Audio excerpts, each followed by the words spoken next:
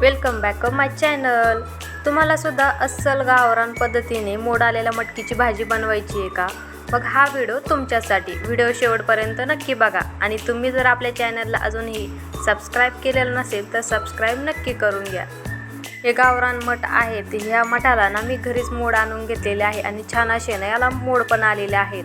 मटकीची भाजी बनवण्यासाठी ना आपल्याला हे सगळं मटेरियल लागणार आहे। शेंगदाणे, मिरची, धने, खोबरं, थोडीशी डाळ आणि ना कांदा आणि मिरची, कोथिंबीर। आता सगळा मसाला मी एका ताटामध्ये ना काढून घेतला। त्यानंतर ना थोडा थोडा करून हा सगळा मसाला ना व्यवस्थित तव्यावरती भाजून घेतला आणि इथे मसाला भाजण्यासाठी ना मी लोखंडाच्या तव्याचा उपयोग केलेला आहे।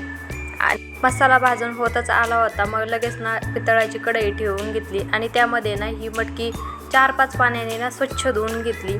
त्यानंतर ना तेल गरम करायला ठेवलं आणि त्यानंतर ना आपले काही मसाले टाकले।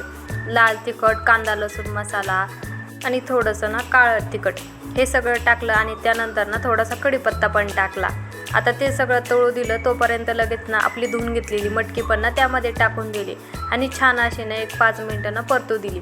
त्यानंतर थोडीशी ना चवीनुसार मीठ पण घालून घ्यायचं। मीठ टाकल्यानंतर ना 2 मिनिटं परतून घ्यायची। मटकी परतत आली की लगेच ना थोडंसं पाणी घालून घ्यायचे, म्हणजे आपली मटकी पण ना छान अशी मऊ शिजून होते। मटकी शिजून होतीये तोपर्यंत ना आपला मसाला पण वाटून घेते। आता सगळा मसाला ना थोडा थोडा करून ना मिक्सरच्या भांड्यात घालायचा आणि हा सगळं वाटण ना बारीक करून घ्यायचं। तोपर्यंत आपली मटकी पण तिकडे शिजत राहील। हा मसाला ना पूर्ण मिक्सरवरती बारीक करून घेतलेला आहे। मटकीची भाजी बनवण्याची पद्धत थोडीशी वेगळी झाली की लगेच आपल्या भाजीची टेस्ट पण ना बदलून जाते।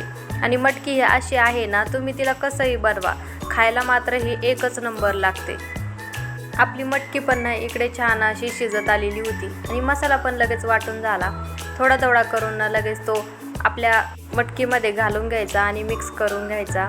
मिक्स होत नाही ना तोपर्यंत थोडंसं त्याला तसंच शिजू द्यायचं आणि त्यानंतर ना तुमच्या ॲडजस्टमेंटप्रमाणे तुम्हाला किती जणांची भाजी त्यानुसार आपल्या भाजीमध्ये पाणी टाकून घ्यायचं। आणि एका गोष्टीची कमी होती ती म्हणजे कोथिंबीरीची। छान अशी वरून ना कोथिंबीर घालून घेतली आणि आपली भाजीने एक 10 ते 15 मिनिटांना छान अशी कमी आचेवरती ना शिजू दिली। आवडली का तुम्ही मी बनवलेल्या पद्धतीची भाजी? मग तुम्ही ही नक्की ट्राय करून बघा। चला, आपला व्हिडिओ आवडला असेल तर लाईक आणि शेअर करायला विसरू नका।